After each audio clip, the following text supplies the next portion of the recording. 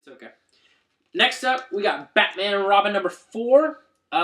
Really cool issue. Grant Morrison continues to provide us, again with the checks and balances. Not a fan of Final Crisis. Big fan of Batman and Robin.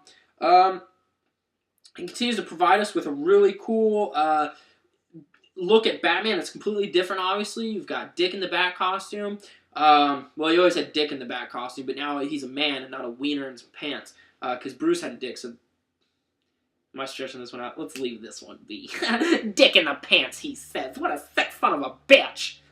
Anyway, so continuing on. I was really sad to see that, much like their new X-Men run, Frank Quietly wasn't really as involved. It's a little misleading. You get some Frank Quietly art on the front here.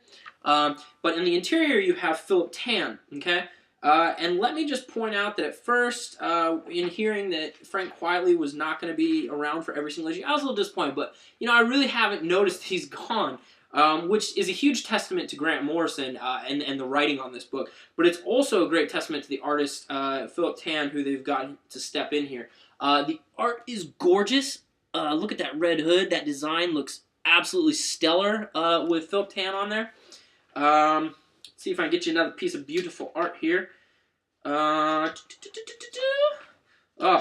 it's not taking me. I'm flipping through this, and it's not because I can't find some. It's just because there's so much. Yeah.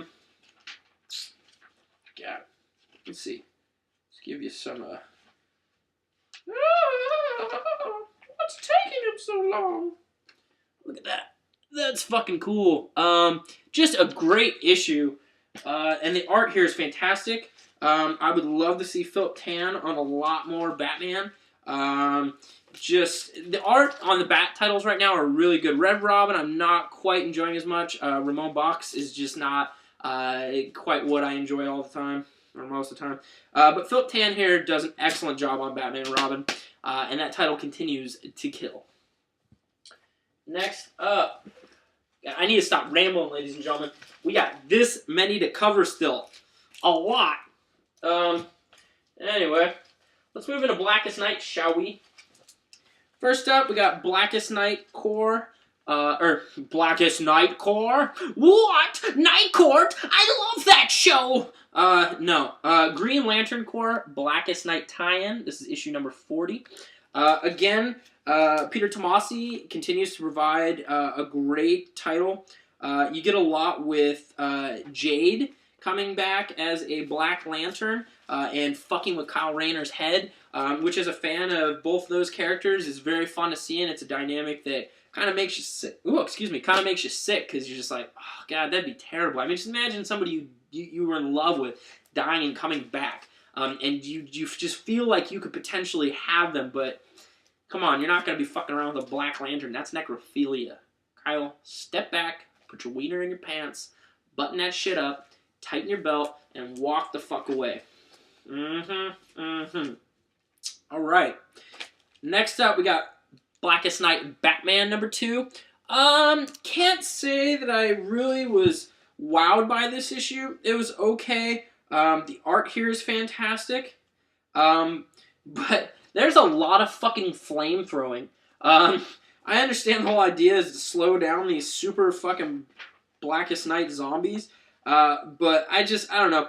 That last page, though, is amazing. That is some beautiful art by Adrian Syaf. I know I fucked that name up too, but you know the drill. I fuck up artist names because it's what I do. Yeah, see more Flame Torch. Wow, Flamethrower! The art was very nice, though. And the story was okay, but nothing phenomenal. So, that happens. Next up, we got Blackest Night 3. Just going to take it out of the wrapper here. There's Blackest Night 3. Shiny cover. Makes it seem like it's still in the bag. Very cool cover. You got a lot of Blackest Night Justice Leaguers on there. Again, great issue. That is a awesome Firestorm. I want to point that out. I love that shot. He looks fantastic. I want Firestorm back in the title with Jamal Igle on it.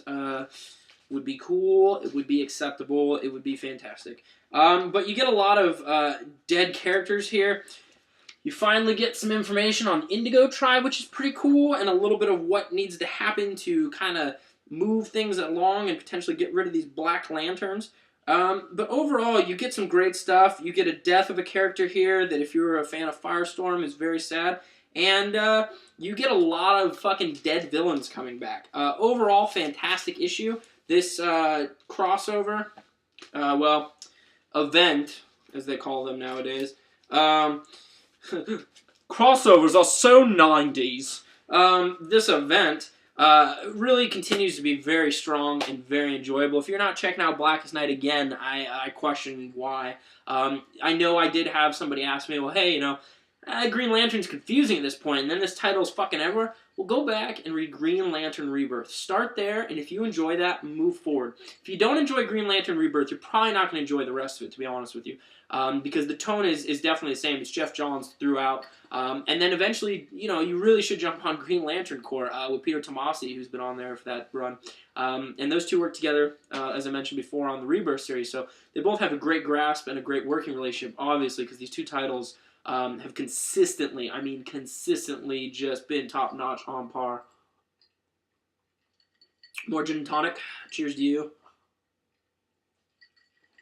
So, you know, if you're not reading Blackest Night now, wait for the trades. That's fine. That's acceptable. But definitely read it. You're doing yourself a disservice not to read it. So, yeah. All right. Let's move into some Marvel. Marvel, shall we? Lederhosen! Why the fucking Lederhosen? Why? Alright. Got Marvel Zombies Return. It was alright. The Marvel Zombie stuff after the first one kind of started to drop off, and I thought maybe now we're getting back around to the original Marvel Zombie characters. It would be a little more interesting, and it is. It's again, the covers are beautiful by Arthur Sundheim. Sundheim, whatever the fuck it is.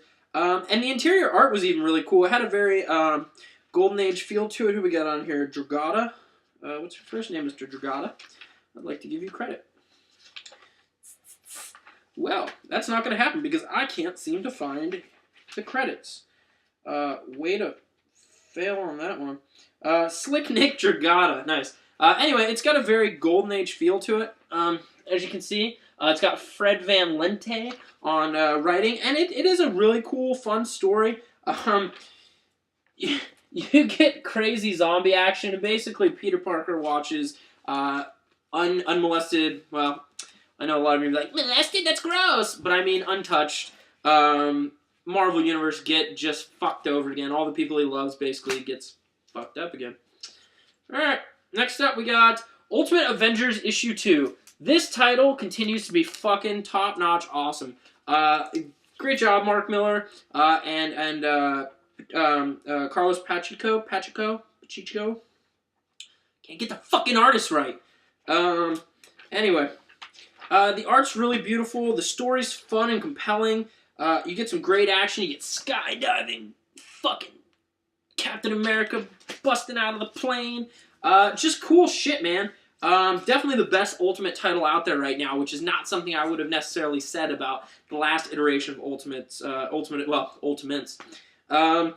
Avengers has been an awesome title, and the way it's supposedly laid out is you've got blocks with the different artists and, you know, team of Mark Miller and a different thing, so you're going to get a different focus on different characters.